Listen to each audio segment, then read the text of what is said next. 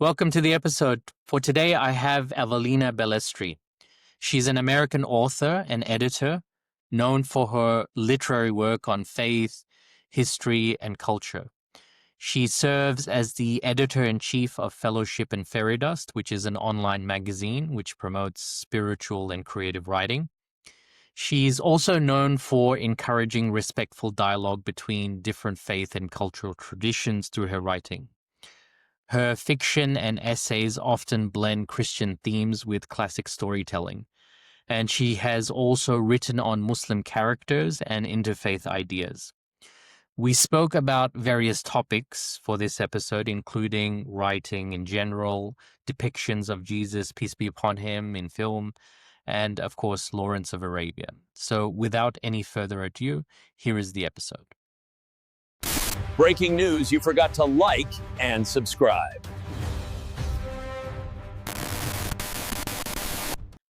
All right, welcome everyone. I'm joined with author Avellina Balestri. And since many of our viewers, I assume, don't really know you that well, can you give us a brief introduction? Sure. So I am an author and editor from Pennsylvania, Maryland, borderlands, basically. And I write a lot of historical fiction, poetry, also a wide variety of nonfiction. I've written for over 40 different print and online publications at this point, mostly in a variety of places, a lot of Catholic sphere because I'm Catholic, but also all different places involving history and popular culture and religion and how those things cross over. So done a little bit of everything, and I've done editing for Furcon. So that has been our main association. Excellent. Okay. So can you perhaps give me an idea of what FNF is since you're so highly involved in it? Oh, sure. So Fellowship and Fairy Dust, FNF magazine, is a literary magazine that is dedicated to inspiring faith and creativity and exploring the arts through a spiritual lens. So we run a wide variety of content, basically, everything from nonfiction, again, sort of the stuff that I write, very similar to what I just described, dealing with sort of the wide tent of the liberal arts, so things pertaining to history and religion and culture, literature, film, music, things like that, philosophy, theology, different sort of angles, again, of sort of a lot of liberal arts type stuff. And then we also do fiction and poetry, and we also have some like art and photography stuff, so a little bit of everything. And we take a lot of inspiration from the Inklings, so like J.R.R. Tolkien, C.S. Lewis, etc.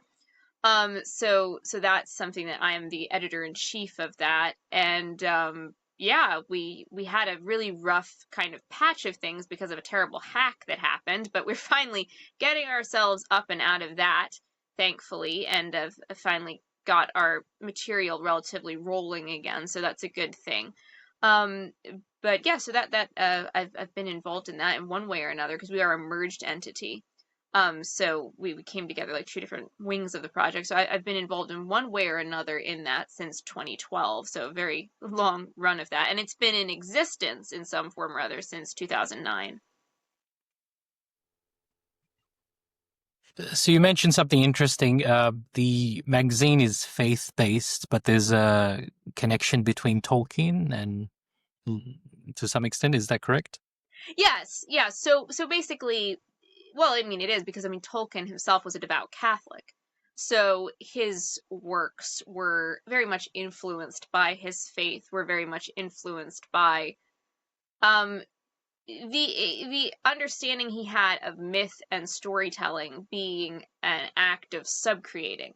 So the idea was is that God creates, but we are enabled to subcreate through storytelling, and that gives us like a glimpse of truth through that act of engaging in the storytelling process. And so that has been very much of I think a kind of guiding light for FNF, and certainly a guiding light for my own sort of experience of writing, which to me is kind of a spiritual exercise in a lot of ways. That's quite interesting. Like, how would you perceive it to be a spiritual exercise? So another term that Tolkien used, again, very much a using and drawing from his Catholic background, is sacramental imagination. So the idea of a sacrament, it's both in the sort of capital S and lowercase s sense, that's a whole thing, but basically is that which imparts grace. So the idea of sacramental imagination is that there's an exercise of the imagination that is an imparting of grace, and also a kind of an engaging with grace being given. So in that sense, definitely for me, it's certainly, I think in most things that I write, there is some religious ethos to it.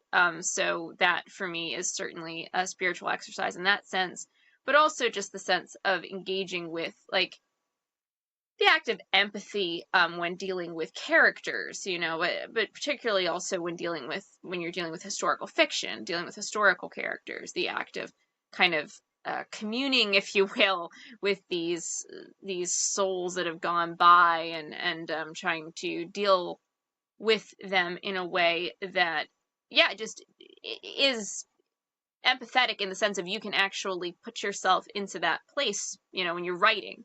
You're kind of putting yourself into the mind of that character and trying to write for them, and put, put realism to it. And there's a part of you that's going into that, and it's kind of an intimate experience and exchange of dealing with that character.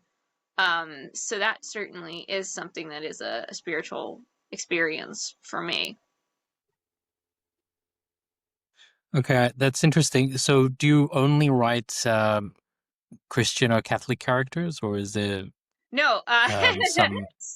so there's a number of different projects that I have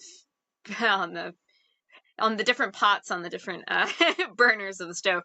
So my one project is a Robin Hood retelling. So needless to say, like, a lot of focus, yes, is on medieval England, which is like pretty much almost everybody was Catholic.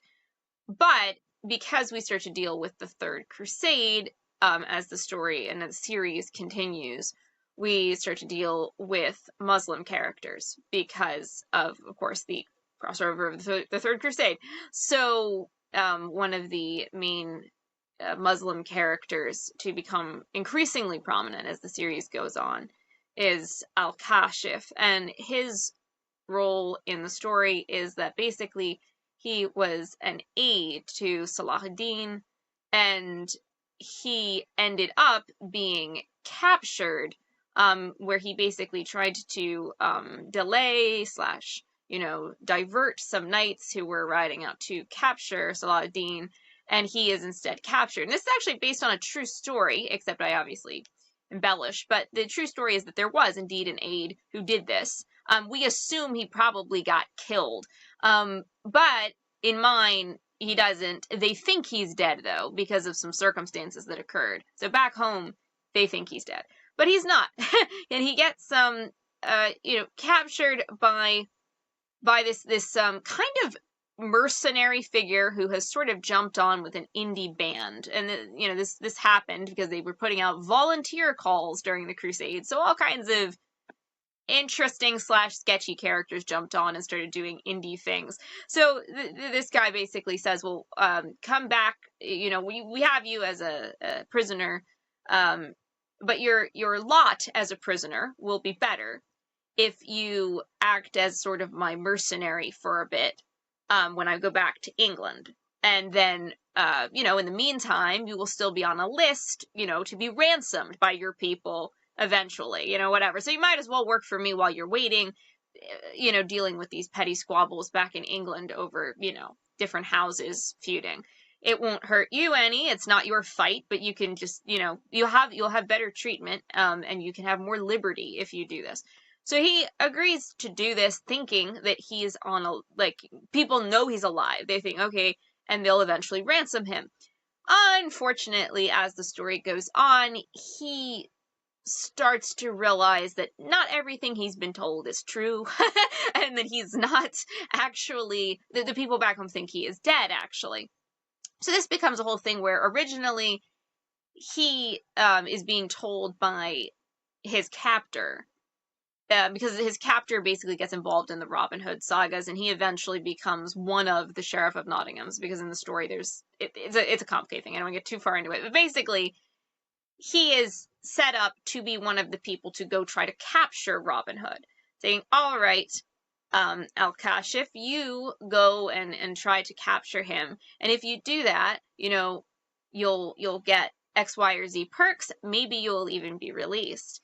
So he at first is on this mission to do that, but then ultimately, as again more is revealed regarding his captor, the more he begins to sympathize with the Hood, and this ends up becoming an alliance that is going to develop. And also, another big aspect of his connection as a character to the other characters is with the first Sheriff of Nottingham's daughter, Celia. Don't worry, it is not a stupid romance. It is not a romance at all. It is merely the fact that she reminds him a great deal of his younger sister, who was killed on a caravan raid. So basically, he becomes protective of her as these feuds start to intensify between his captor and the sheriff that's in place, and he starts to realize his captor wants to unseat him. He starts to be concerned about the girl's welfare, so that becomes a whole thing in the story as well, as he himself is trying to get out of there. I mean, fundamentally, he wants to get home. He's trying to figure out what would be best for him in this very fraught circumstance, and how he can get out of there, in one piece and make it back to his family. And also, I tried to weave in a lot of his sort of spiritual journey as well, because we kind of start out where he's a young boy in Baghdad, and he comes from quite a wealthy, noble family. They're kind of mixed Arab and Persian. So they come from this background. He's quite well-to-do. But then he's tested once he gets sent essentially to Salahuddin as a sort of form of tribute. And so he comes from being this very talented but kind of spoiled kid who has high ideals about recapturing Al-Quds and things like this, but he needs to learn wisdom, prudence, restraint, and actually what it means to be dealing with the harsher elements of warfare, and it's not just romantic. And so that stuff that he learns along the route, and also kind of going more interior, because that's like something we have in the beginning of the story when he's about 13, and he has an encounter with a Sufi, and this is how he gets the name Al-Kashif. Basically that they have this conversation. I won't give away too much of all of this, but basically the Sufi is the one who indicates to him that he needs to get more interior.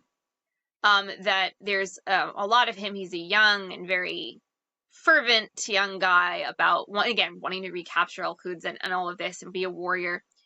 But he needs to kind of go a little more interior inside of himself and learn not to be so distracted by the pleasures of the world, by the sort of glitz and glitter that came from his upbringing, and again, a very prominent household, and to really get interior, to kind of get into a mode of recognizing what it means to actually be kind of at war with yourself, to win the war against yourself, the nafs and so forth. So that's a big part of his arc as well, is a sort of deepening of his own spiritual sensibilities as things get harder and harder on him through the story.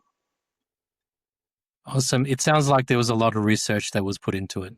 Yeah, no, definitely. That was, definitely. I mean, you know that from me coming to you with stuff, but I went to a lot of different Muslim friends and contacts for, just trying to make it as authentic as possible. That's very important to me because I've just seen really, really bad takes on Catholics so much that I'm almost like super sensitive to it and like don't want to be guilty of the same.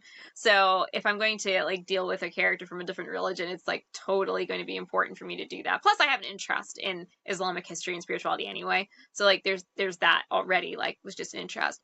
And well, I suppose now would be a good time to mention also the screenplay thing. So the screenplay is basically about the Battle of Karbala. So that is a whole other thing, and that is even So more. this is a separate project you're working on. Sorry, I didn't hear. This is a separate project. Yes, a separate project. So this is a screenplay project. So this is not the Robin Hood project. This is a screenplay project that is called River of Milk. So the other project is called The Telling of the Beads. It's the series of Robin Hood retelling, and the other one is the screenplay called River of Milk, which is named after This Robin Hood project, it sounds a lot like that old, or reminds me a lot of that old Kevin Costner movie. Oh gosh, yeah. Oh, see, I sort of, here's the thing, like when it comes to Prince of Thieves, like I kind of set out to do a better version of that. Like, it was one of those things where gosh, I don't even remember what the Muslim character's name was. I know that it was like that Muslim Azim. character, Azim. Okay, he was loosely based off of another Muslim character who was in Robin of Sherwood, the '80s series.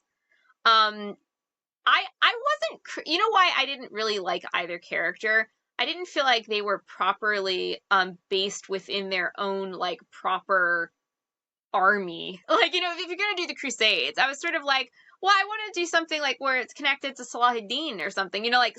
Like in other words, you have these characters in a lot of Robin Hood stories who are very connected to like Richard the Lionheart. So I'm like, okay, so like it would be cool to have then the Muslim character be connected to Salahuddin, but instead in both they have like, well, in the '80s series, it's like, oh, he's like a dissident from the assassins, and I'm like, I mean, I get why, like, oh, some people really get into the assassins, but I'm just like, okay, but then I don't know, like, to me, I don't know. It does come off like it's not offering, because then the second one, like, when he comes to Azim, right, he was kind of in jail. He was kind of a jailbird, I think, for, like, issues with women or whatever. I'm sort of like, yeah, so neither of them are particularly to be held up as good examples of something, or good examples of chivalry or that tradition within the Islamic world. So I was kind of like, well, I would like Al-Kashif to be that. Like, he actually is the kind of the knight in the Muslim context. And he does come from this, like, knightly family. And he does come, from this warrior background, and part of indeed his whole experience is the fact that he really struggles with that natural arrogance that comes from having that background, that upper crust background, and being laid low. But that's kind of how his spiritual tempering comes about, because he has to deal with the fact that now he's in a world where nobody cares. He's just the enemy to them and a foreigner, and he's not going to be getting that kind of respect or treatment he's accustomed to, and he has to learn to kind of deal with that and swallow it and try to just kind of handle it till he can figure out how to get home. So that was interesting, but I thought that was more a better way of balancing off the story elements, simply than having kind of these characters who were kind of sketch. But I felt like both of those characters were sketch, but yeah. So just real briefly with River of Milk. So what it is, it's about the Battle of Karbala, and so what I try to do with it is kind of avoid too much controversy with the Sunni Shia different versions, and kind of go by what generally most of both ends of that agree with on the subject, and focus a lot on fleshing out the characters of Hussein and his family members in a kind of humanizing way, and building up to kind of the tragedy that happens to them. So that was something that, again, I just got really interested in doing. And so that's another whole, but that's a whole level of, I was going to say, research that is even more so than when it comes to the Robin Hood one, for two reasons. One, the Robin Hood one still is grounded where most characters are from a European Christian world. So it's a reference point that's, more natural to me to go to.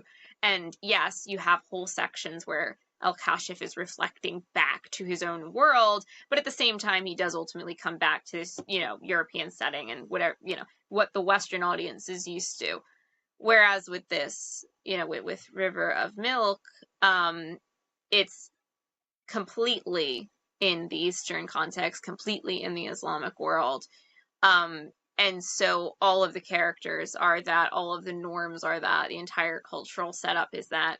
And also, it's just a matter of now you're also dealing with real people who, of course, are held very highly and very much in sacred view by lots and lots of people. So it's another whole layer of handling things like that. So yeah, all that has been interesting to explore. Is there a particular thought process that goes ahead before choosing a particular project that you're willing to work on? I guess like some things are just like natural. So Robin Hood has been like my first love since I was like 5 practically. So I've like been writing Robin Hood stories since I was really, really little. So I always knew at some point I think it was going to become more of a real in-depth project. It just kind of it just reached a certain point. I think what happened was, as I was experimenting a lot with fan fiction writing, it came to a certain point where I was like, well, I think I'm ready to try like a more serious attempt at a novel. And it was just naturally going to be Robin Hood. There are elements that then grew out of like the series that just started happening spontaneously a little bit. So again, like for example, I will get inspiration from different, like for example, Robin Hood versions. Like you pointed out, the Muslim character idea did strike me as really interesting. I liked the idea of doing kind of a cross-cultural overlay, in part because I really like the connection between like Salahuddin and Richard Lionheart. So that like I wanted to do some of that or have characters who could reflect on some of that. But I wanted to do it better than some of the versions have done it. Like, there's just a lot of unsatisfactory versions I found, so I kind of wanted to fix it or make it better or make it more authentic. So there was that. When it comes to River of Milk, it came from a lot of friends familiarizing me with the story, and I just became very interested in it. And so I just was like, I don't, as far as I'm aware, it would make a good movie, but I don't know anyone who's like, I know there's some very small, like, I get like, I think like, an Iranian small production, this and that and the other thing, but not like a big production. And I don't even like, I'm not saying that it would become a big production, but I almost wanted to write it just to see like what it would look like. And then I could always adapt it into like a novel or a novella kind of thing. But and more geared toward Western audiences because I don't think Western audiences typically know anything about it. So that was sort of an interesting challenge to try to tell a story that is very. I think that's a problem in general in terms of conveying Muslim stories. There's a lot of them out there, but I think Hollywood is just not really interested in them. They're not. I mean, Hollywood has so many problems in terms of this, like in terms of what stories it's willing to tell and how cheap it does diversity. Like, I could go on a whole rant about how annoyed I am when, like, oh, we'll just swap the races of the characters. And I'm like, well, why not just do a different story? Like, literally, there's so many stories you could do that are set in areas of the world that are, like, non-European or whatever, non, like, Northern Indo-European, non-pale people. You could do it, like, literally anywhere in the world. And have a whole story and that would really fulfill what you're going for.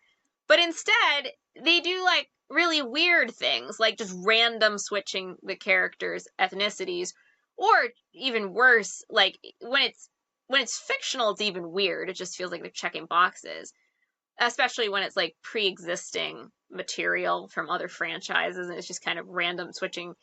But also, it gets really bad and really dumb, and I think kind of insulting when they take a historical venue and they just swap races, and it's like, yeah, but this is just like they do. I mean, they've done it a lot, but I remember like with the Mary Queen of Scots movie, I watching it, I was just kind of like, all right, like who did this casting? Because it's like you can legitimately show, for example, like in the Elizabethan court, yeah, you did actually have like a few Africans, for example, but like realistically, they weren't in like high position typically.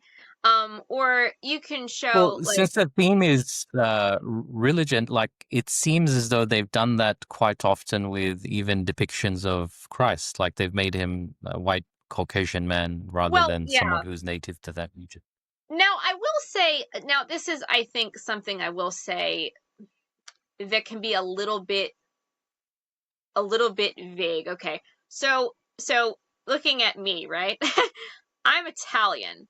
I'm pretty pale though, and I have blue eyes. Now this is not actually that uncommon, but you look at other members of my family, they look way more like you. So my point is that there are people in the world, especially in Mediterranean parts of the world, that it's not like one shade fits all. It's like literally you could have members of a family who have very different skin tones in just areas of, however that works out. So that's why when it comes to Jesus, it's not to me as big of a deal, because I'm like, well, you know, Arabs can be like that. Like it can be hit or miss. Italians I know can be like that.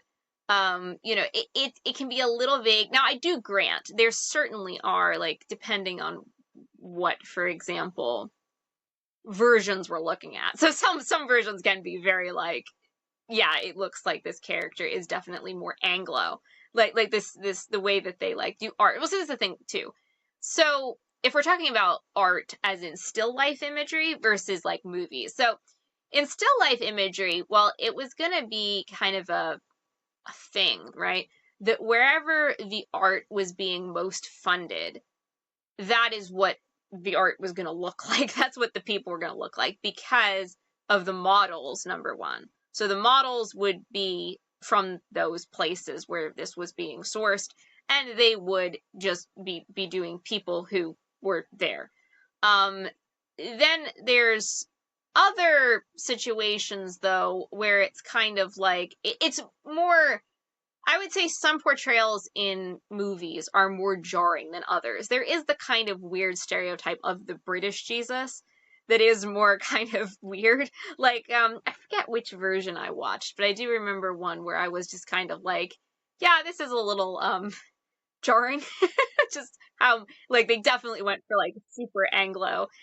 When it comes to like, Well, I think there's yeah, one version where he even sings, like, if I'm not mistaken, it's called Jesus Jesus Christ Christ Superstar. Superstar. Yes. Oh my, I have so many thoughts on that. Like, okay, so the thing with so Jesus Christ Superstar is kind of, I'm going to be generous here and say it is an attempt to retell the gospel stories as if it were the life of a persecuted hippie. Like that's kind of what it is. Now, in some ways, that attempt can make people think of the story in a new way, right? And sort of like people who might not ordinarily approach the story at all or view Jesus as actually like a kind of an outsider figure who was clashing It with the authorities at the dilutes the time. message, no? Well, again, I'm not a fan of Jesus Christ Superstar. I'm being generous to it. I'm trying to give it. I'm trying to give it this much. There are some scenes that are very good. Okay, this much I will say. I was actually just, funnily enough, watching the pilot scenes over and again a little bit because I was writing a scene for my third project on the stove, which is my American Revolution trilogy. So that the section with Pilate, so Pontius Pilate, the Roman governor, who Jesus is brought before, and he judges him, and he ultimately is pressured by the crowd into condemning him. That was very well done. Generally speaking, give or take a bit, it was quite well done. They generally kept the main beats of the gospel narrative, and they did, I think, a good job, even in terms of just the conveying the emotion of the acting and so forth. There's other parts of it I think are kind of trash. So they really they just kind of veer off into bad taste at best, or kind of blasphemous at worst. So it kind of varies through that show. I feel like another it's a similar problem, I would say, with the film from a Christian point of view, certainly, The Last Temptation of Christ. So that's another whole animal. But suffice to say, Last Temptation of Christ, well, the movie, I joke about the fact that only a dissident Greek Orthodox guy and a dissident Catholic guy could possibly put this together as they did, because you've got the Greek Orthodox author of the book Last Temptation, and the Catholic Martin Scorsese, but kind of a dissident Catholic, putting the movie together. And you can tell they have memories, certainly, all of them, of being raised in their faith traditions. But it's coming out really, really weird at times. It's almost like the Gospels according to a drug trip. That's what a lot of it feels like. And some, again, I'll be kind and say that some scenes or some moments were actually well done, or were helped make people, I think about this in a way they might not ordinarily. And sometimes that's good. Sometimes I think that, yes, provocative material can rattle people in some way into at least thinking about Jesus. So that's, to me, is a possible good.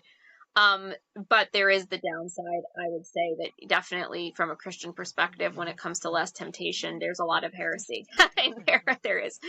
So that's that. As far as artistically, it I has some very think, good moments. So yeah.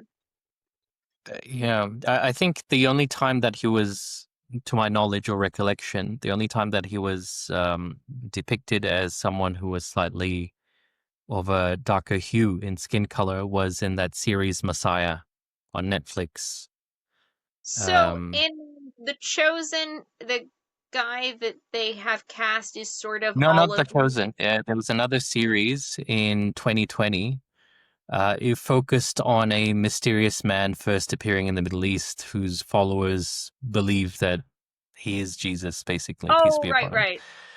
I just mean, I think that This- I think that in The Chosen, the actor does look convincingly olive toned. At least he's not he looks like he could at least be because there's that mode again. I'm sort of you could get away with it if you look reasonably Italian or Spanish to me. I'm okay, at that point you can pass. You don't have to be super dark to pass as somebody who is of Jewish first century Palestine. You can it doesn't require that you be super dark, but you shouldn't be super light. You should be just right in the middle.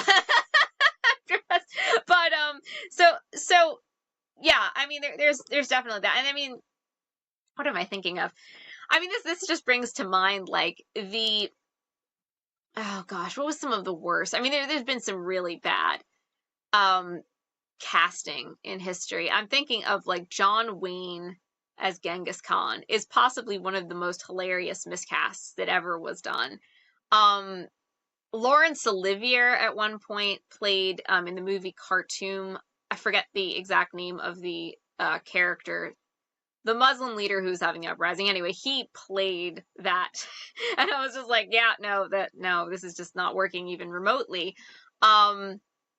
I think that actually Tony Quinn though could reasonably pass, and this is when the questions come because he played Hamza in he played Hamza in The Message, and he also played it at, Yeah, what was it, Lion in the Desert or something like that, I think was. yeah, that's right. Omar Mukhtar.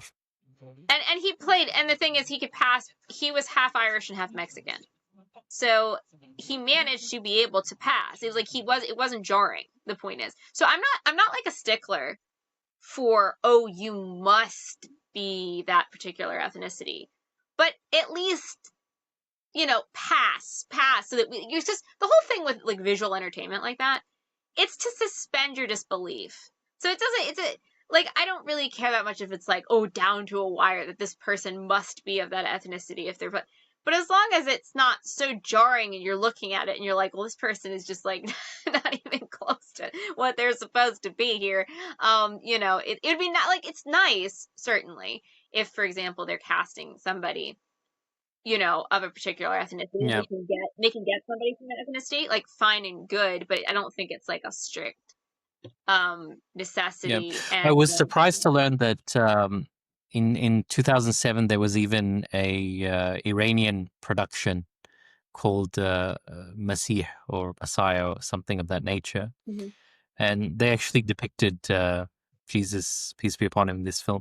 Generally speaking, within the Muslim world, the depiction of any prophet is not something which is to be done, basically. So even Yeah, in the movie that you just mentioned, The Message, the prophet, peace be upon him, he's not actually depicted in that film.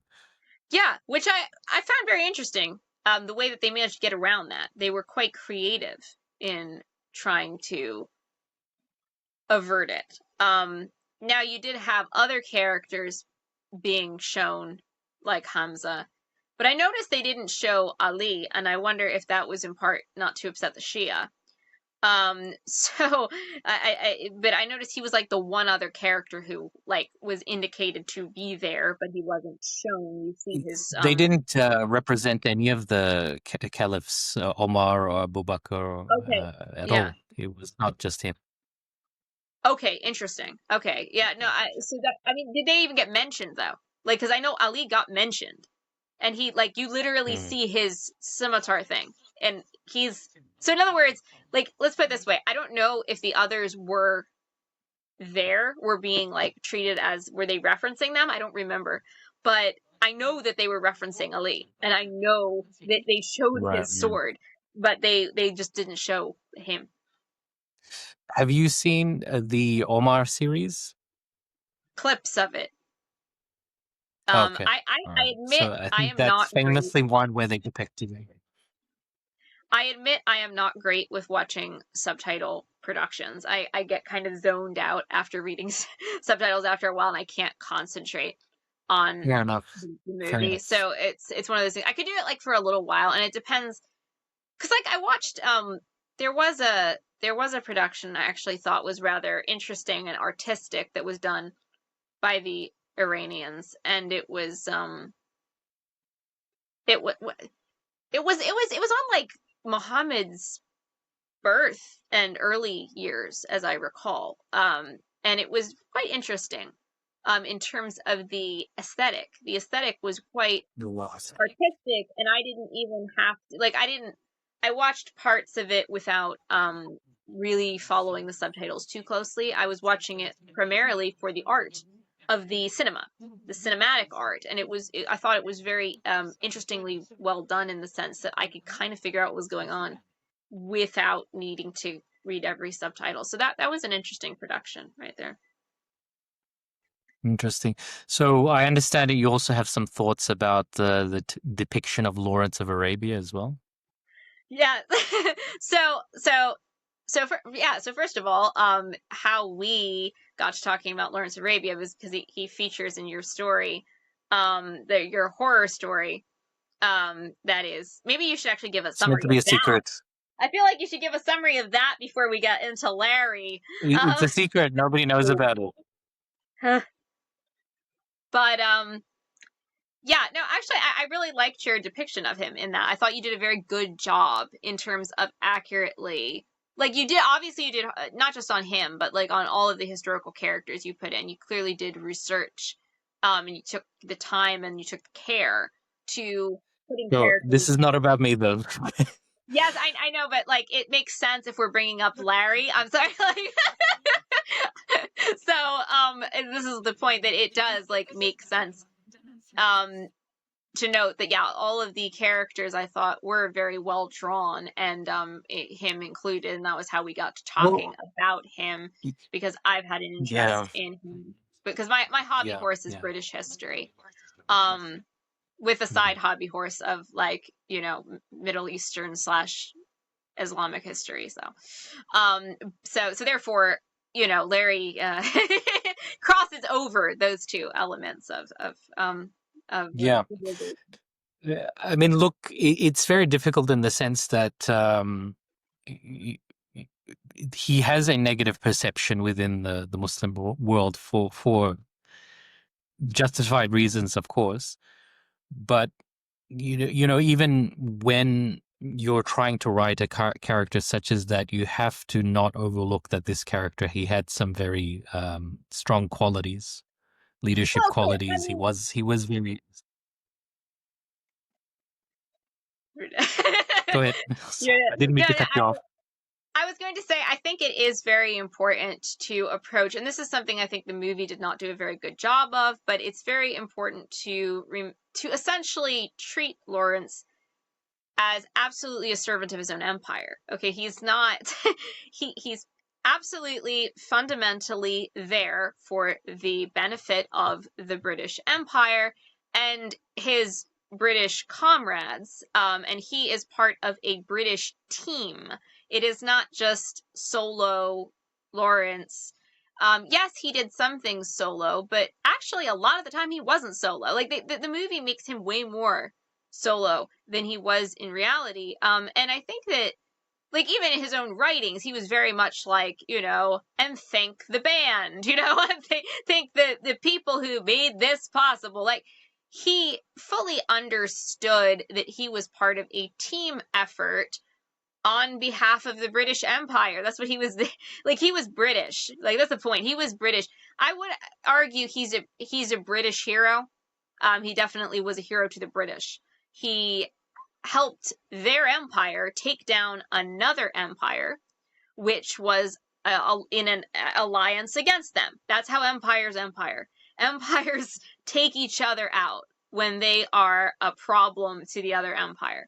So if we go on that bare bones basic thing, Lawrence absolutely succeeded in his mission to his empire in destabilizing an enemy empire, that on a fundamental level.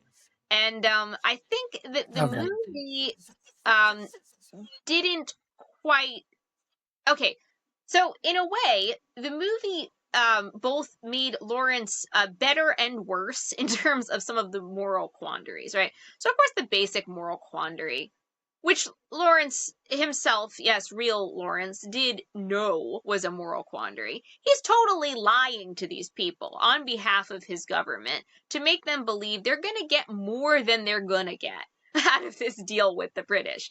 He has led them to believe that they're going to kind of have a pan-Arab caliphate of a sort in the aftermath and the sort of in the wake of the Ottoman regime.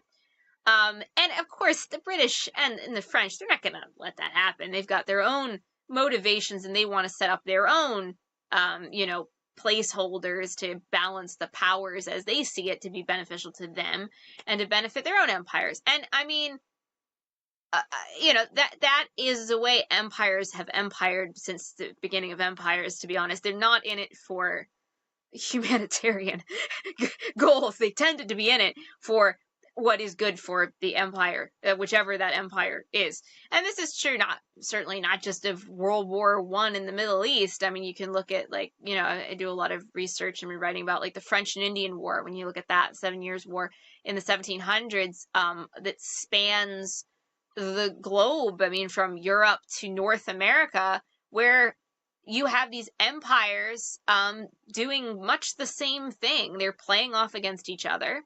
And then you have these native tribes in North America who, for reasons of their own, will make decisions who to back, who they think could possibly be helpful to them in some way.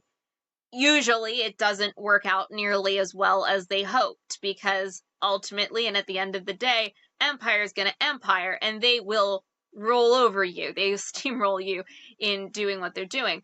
And now in the case of, not to get fully off track there with the French and Indian War, but actually some of the native tribes that did back the British, at that point, the British did cut a deal with them that they were going to leave them sort of the certain middle lands that were in the Ohio River territory and whatnot. And how they ended up losing that was through the American Revolution. So actually, it wasn't really the king's fault. The king had made the deal with them, and the king didn't break the deal. It was rather the revolutionaries who ended up breaking the deal, because they broke away and then they said, oh, well, we didn't want to be kept out of that land anyway. We fought to get it to begin with against the French. And so that was how that imploded. So the point is, though, simply put, all of these conflicts up and down the ages of history they tend to involve power plays, and then people serving their given regime, whatever that regime may be, to try to encourage other people to come in with them versus some other power entity. And more times than not, they are not completely honest about what they're pitching to the people they're trying to get on board. So that is certainly the area in which Lawrence himself did feel pretty bad about. I think, in fact, he started to feel, let me put it this way, I don't know if he felt so bad about it to begin with. I really don't think he necessarily did. I think as he is spending time with these people, as he is getting to know them better, as he is growing in respect. Now, this is to be kept within the context of the time and his own culture, because growing in respect does not mean that still ultimately he is not part of his own empire and does look down on these people. He still does. But let's put it this way, that gap, right, of the conqueror mindset that, hey, we're of the ascendant civilization, and we're superior, that gap is still lessened. That's basically it. So by degrees, it is absolutely lessened. He grows in respect for these people in various ways, for their skills, for their know-how, for their culture, again, to give an extent, not to go too crazy, but to give an extent. And he starts to want the lie to come true. He starts to say, well, I want it to come. Maybe if we win, if it all works out really great, I can make it come true for them. I can actually redeem myself, my own honor to them, and also redeem their dream that they threw in with us to make happen. And so that was kind of Lawrence's tug of war of conscience with that he was serving his empire, and it turned out the empire didn't think the dream that his allies he had gotten into this war promising them the dream, they didn't think it was to their interest. And so they were just like, yeah, we don't want to do that. We want to break up Arabia and install different leaders in there for our own ends and keep some of it. And so that was definitely Lawrence's again, personal conscience struggle for certain. Fair enough.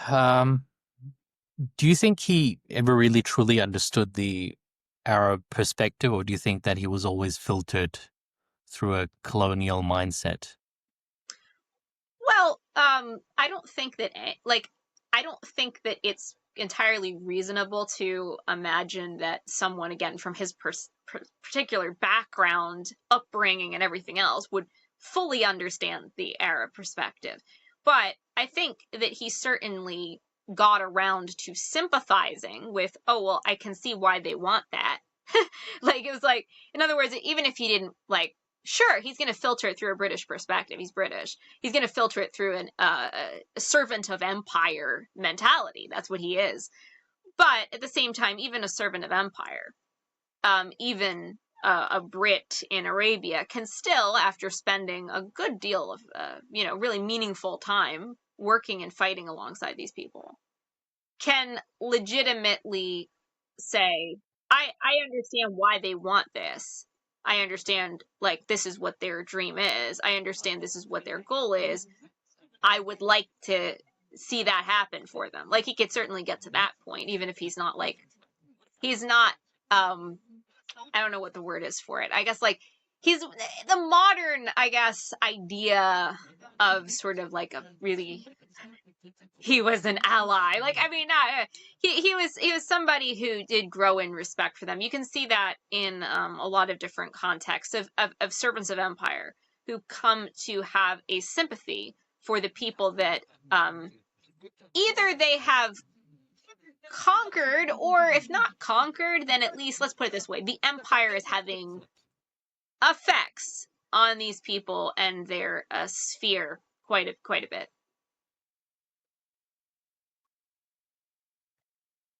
Excellent. So, out of curiosity, what surprised you most when you read his actual writings compared to how he's actually portrayed, perhaps?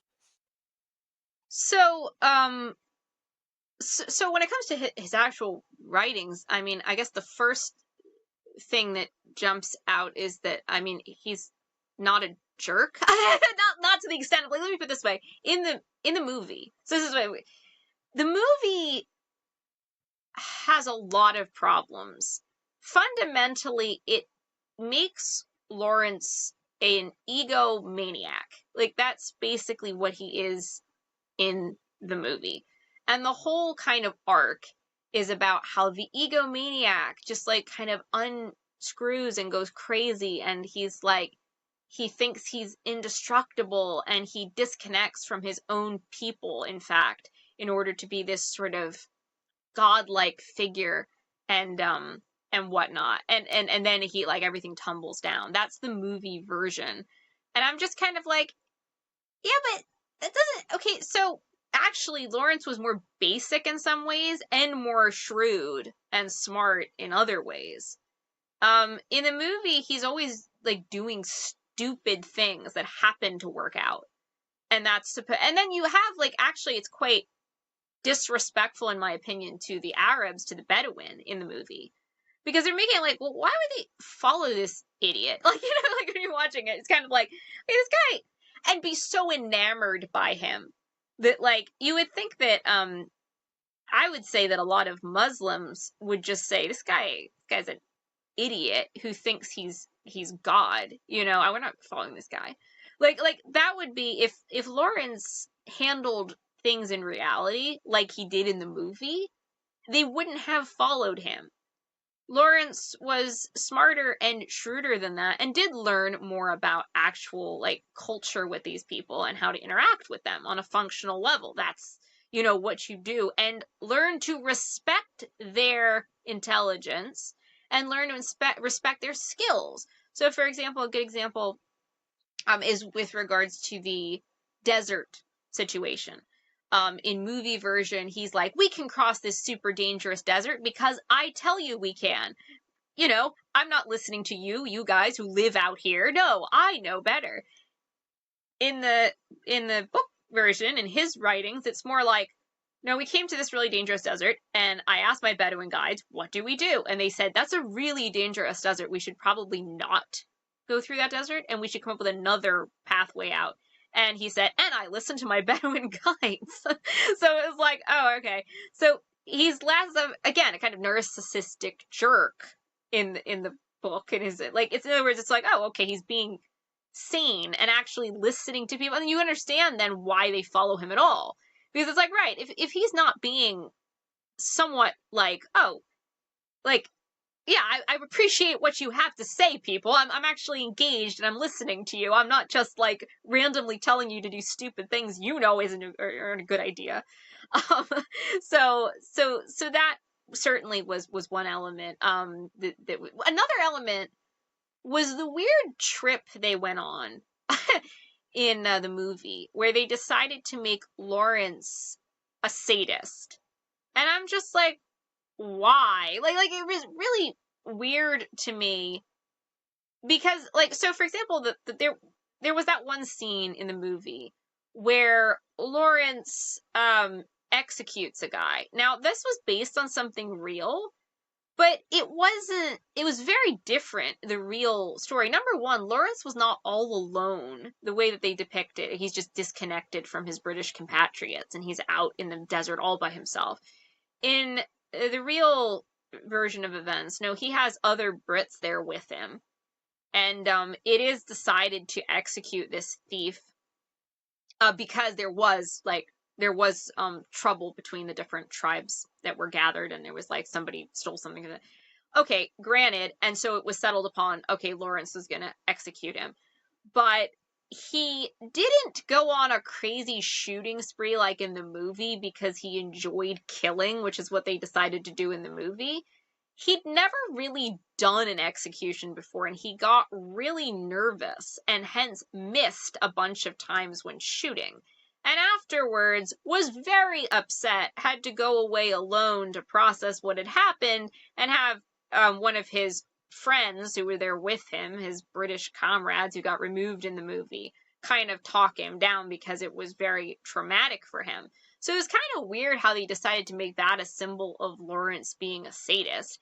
And then again, they do it with regards to the no prisoners. Well, this is partly true, but the thing is, this in Lawrence's writings, Lawrence is uncomfortable with how far he himself went at certain times with some of the Bedouin tribes when they were getting revenge on the Turks for different things.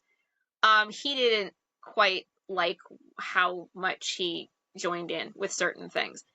But in the book version, it makes a lot more sense. Both the reason why the Arabs are mad enough to kind of commit atrocities and why Lawrence goes along with them. It makes more sense because there's buildup. So, for example, the character in the movie, for reasons beyond my comprehension, they decide to cut all this backstory so that it doesn't have the emotional impact. But the character who charges on ahead, the Arab character, charges on ahead and gets like instantly killed by the Turks. He was a long-time friend of Lawrence. So it was like they were road bros for a really long time. And he just saw his village get wiped out, which also was connected to Lawrence, because again, Lawrence had been friends with him, had been to that village. The village was important to Lawrence too. This was like a real connected thing. So when this guy, who again had been a long-term friend of Lawrence, goes out and gets, riddled with bullets, yes, the other people from his tribe and people who are set up there are kind of done. They are going to go for revenge at this point. And Lawrence is kind of like, in that moment, yeah, they're right, we should go for revenge. So he totally goes for revenge with them. But in the movie, they take away the kind of element of what it was, kind of camaraderie in a way. Like, yeah, I'm going to back you up on your vengeance trip. And makes it instead this stupid thing where it's like, oh no, the reason, like, Lawrence does this because he likes violence, and also because some random mercenary dudes tell him to do it. But actually the other people involved, they didn't want him to do it. And I'm just like, no, everybody pretty much there wanted Lawrence to do it, and Lawrence did it with them. But trying to make it like, again, I feel like they were trying. The movie was artificially creating an unnecessary drama to have Lawrence decline.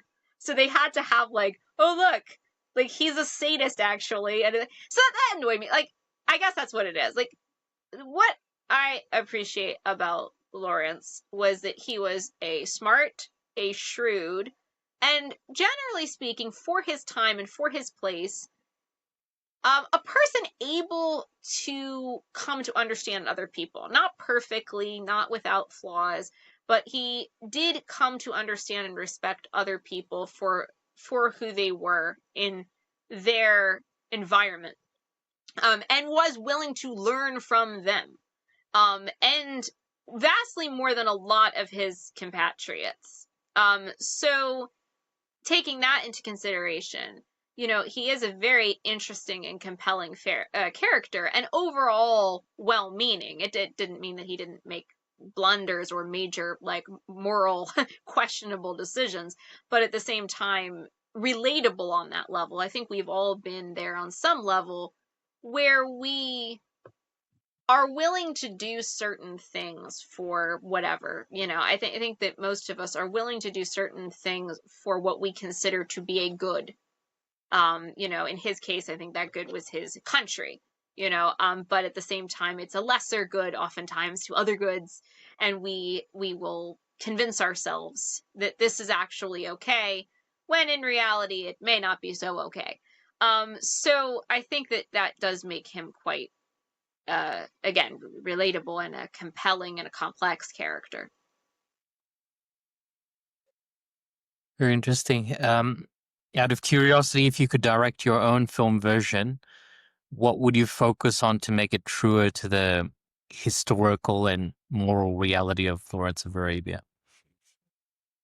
So I probably, well, number one, I would definitely focus more on him as, I would not do the thing where they, like, make it like, oh, he's losing his identity. It's like they took one paragraph from Lawrence practically when he was talking about, like, that's something he wrote, being out in the desert for a long time, and suddenly they make that the heart of the whole story. I'm like, no, he was a Brit. He was a Brit surrounded by other Brits, fundamentally. He wasn't losing his identity in reality. He goes back to England. He doesn't become a zombie. I hated that too in the movie. They basically make it like Lawrence is a zombie by the end, and it's like, no, he wasn't. He was no zombie. He went home, continued to be the colorful eccentric he was, and wrote his memoirs. And it he was not lost to the desert. See, this is what I kind of hate too. The movie, here's what I think the movie's problem was. The movie thought it was being almost kind of progressive or whatever, I think, like critiquing empire. I think the movie thought it was critiquing empire, but actually it was playing into a lot of Orientalist tropes. It really was. So, like, for example, even the idea that the Arabs would just listen to this kind of a jerk that they're portraying in the film. I'm like, they're making the Arabs seem dumb, because it's like, oh, they're just following this guy who is acting like a god practically to them, and they'll just do that because they're easily overawed by the blonde dude. That was really annoying, and it wasn't really emphasizing that, oh yeah, well, no, they have to, like there's a whole process with regards to Lawrence being accepted by them, and it's more than just, oh yeah, let's cross the dangerous desert because nothing is written. And I'm like, yeah, that would go over well with Muslims. That just sounds ridiculous. That line, I hated it. And real Lawrence would never say something so stupid. Like, he wasn't that dumb. Especially like when, because I feel like, I think that was another thing with the movie. Like, Lawrence had a complicated religious background. We've talked about this a bit. He's kind of a dissident Anglican, a fallen away Anglican of sorts. But he was very much of a searcher, and you can tell that in his writings. And he's kind of fascinated by aspects of Islam, while not really taking to it in all ways. But he still was fascinated by different aspects of it. One part of his writings that was interesting and stuck out was about encountering kind of like a Sufi mystic type. And he was talking about the fact that, like, well, Christians often don't think about the fact that they have their own understanding of, like, love of God and things like that. So he had a section he wrote about that. So he was a searcher. He was very much of a searcher. And he kind of, I think, had a sense, though, of what we call, like, providence or destiny. He definitely had that. And being a part of, in some way, that destiny or greater plan. He did have that sense or quality to him. In the movie, they mess it up because they make it all about Lawrence being on an ego trip, as opposed to what it seems like real Lawrence actually did have sort of a philosophy of being a part of destiny. But destiny actually had its own quality separate from his own will. So far from the line in the movie of saying nothing is written, that's actually not only an insult to the Muslim Arab characters, it's an insult to Lawrence, because Lawrence actually seemed to have been a deeper thinker when it came to that kind of thing, and he understood that he was just a part of a bigger plan, of a bigger picture. He rode a certain wave, but the wave was bigger than him. So there was that. In terms of movie, getting back, I would emphasize vastly more, again, the sort of elements of yeah, him being a Brit and having other people on board this whole thing. I also would have restructured it differently. Instead of having it be, oh, I didn't know about the Balfour Agreement. No, that's nonsense. I mean, that was kind of, it was weird in the movie because it was almost like they last minute decided to try to make him look better. And I'm sort of like, no, yeah, that's just ridiculous. He knew about it, and trying to cut like him slack in the middle of nowhere was a bit strange, especially because they made him such a jerk in so many other ways. I'm like, so they should have, what I would have done, no, have it be very clear that he knows about basically what the plan is with regards to the British and the French and what will probably go down in the Middle East.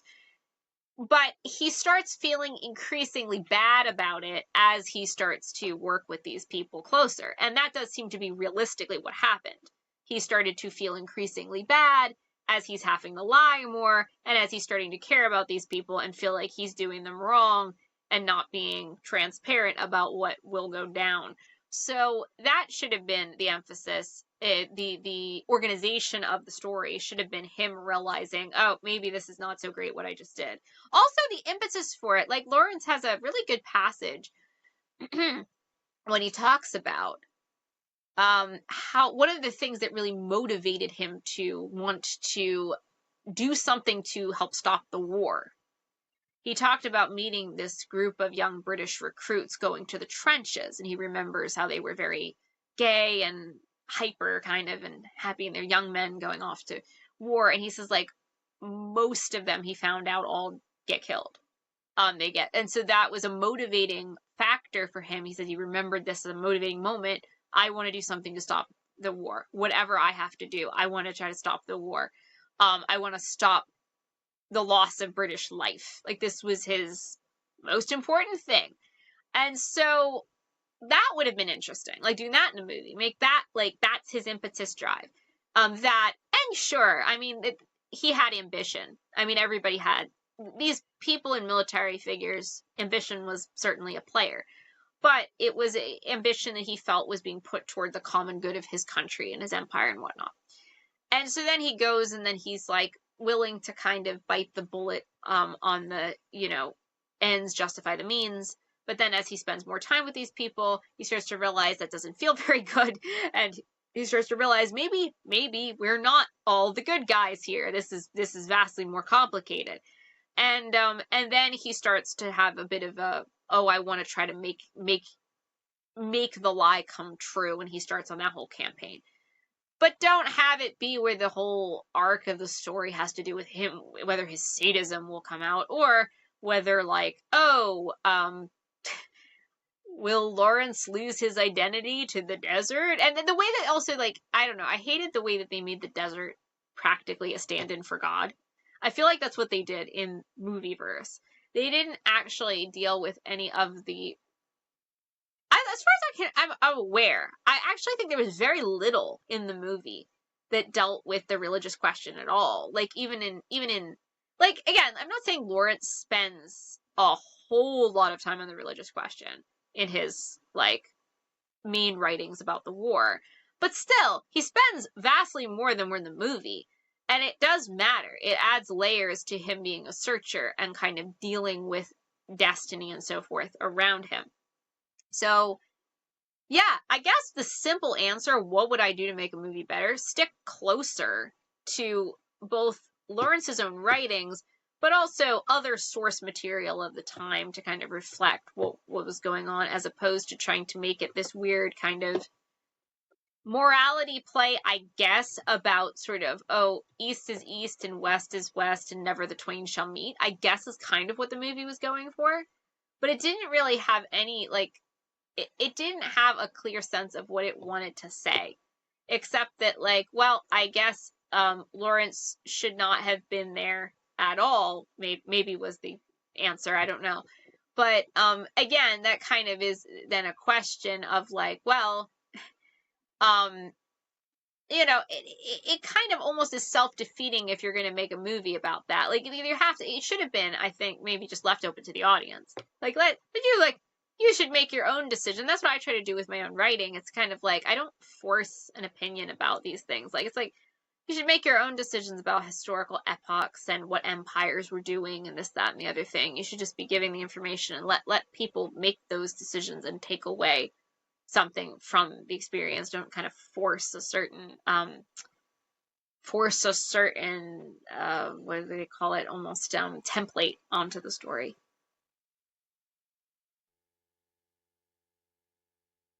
So one of the things that interests me also about Lawrence, by the way, is that he had a complex relationship with religion.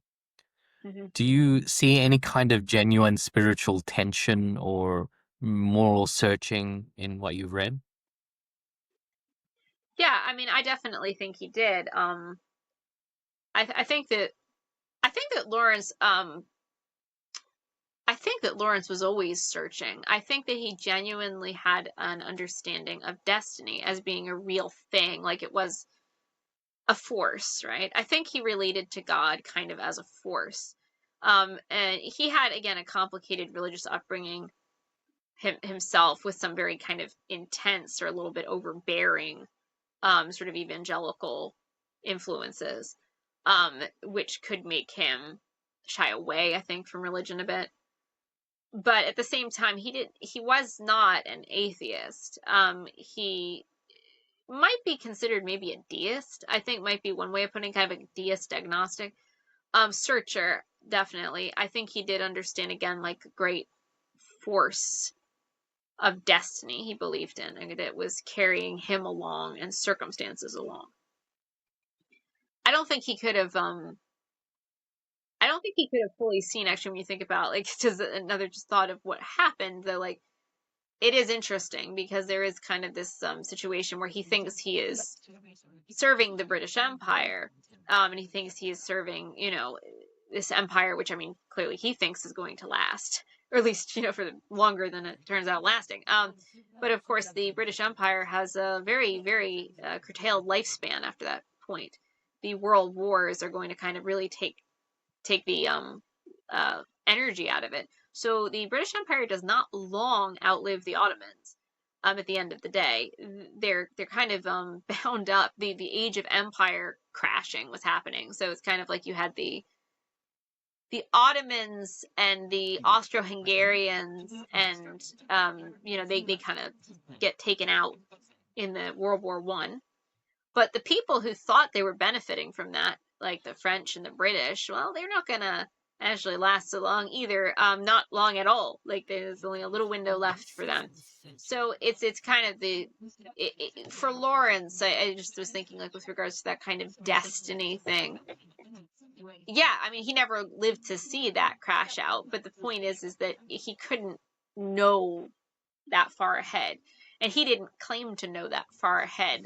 He felt like, again, he was in some kind of a sort of a particular point in a wider circumference. But yeah, no, I genuinely do believe he was a searcher who took things seriously and thought about things, for sure. He thought clearly about different aspects of Christianity.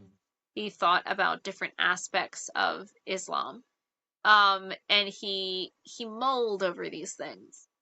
And it's interesting. I mean, I wrote a poem about this at a given point, but like it, his grave does talk about, it has written on it, basically a reference to, the final judgment and the words of the Son of Man, and those who hear it shall live, is written on his tomb. It was put there by his religious cousins, who were very worried that Lawrence was going to decide, like, scatter my ashes over the, wherever, somewhere, do some kind of pseudo hippie thing. And so they were kind of worried about that, and they're like, nope, you're going to go Anglican, man. And so they managed to get him like Christian burial so that he didn't do something like scatter my ashes in the desert, which they thought he might do. And so yeah, so that was that. Also, worth noting. I feel like one of the things that doesn't get talked about a lot. One of the things I would have actually liked to see in the movie, I'm like, they forgot to mention the fact that in his motorbike accident that killed him, it was on a quest, and we know this from notes that went back and forth. So he was going to have some guests over at his cottage at the time, and there was a little exchange that went back and forth via messenger, and the message was essentially, I paraphrase, would you like me to bring snacks? And the other, so the person coming was saying, would you like me to bring snacks? He's like, no, I will get them at the shops.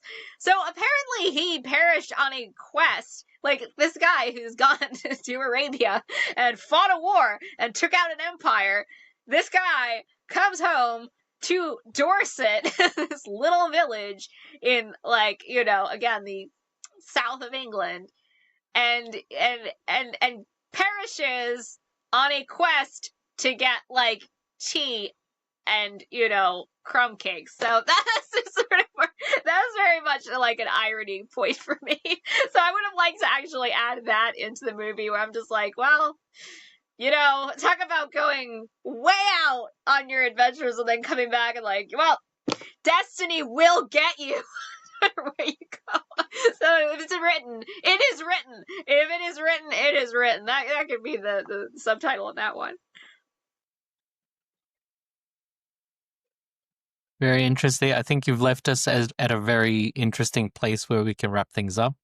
If it is written, it's written, and Yeah. I think the ending is also written as well. Yes. So Or finish. I think I think what we could potentially do for a future episode, provided you're willing to come on again, is we could take apart some of the inaccuracies of this Hollywood movie and discuss it in greater detail, perhaps, if there is interest. Sure. We could do other So movies in any too. case, look, thank you for your We could sure. do other movies too. We don't have to do all Larry all day. We could do other All movies. right. I thought you were a Larry-ophile. I'm a Larry file, but I have other favorites too. We could do we could do Fair a enough. whole thing on Saladin, for example, like that, and his I see, yes. depictions in different media. Yeah. Okay, sounds very interesting. In any case, we've gone for much more than I expected, actually. Time flew very quickly. So I just wanted to thank you for your time, and hopefully we can do something interesting soon. Absolutely. Well, thank you so much for having me on. All right, take care.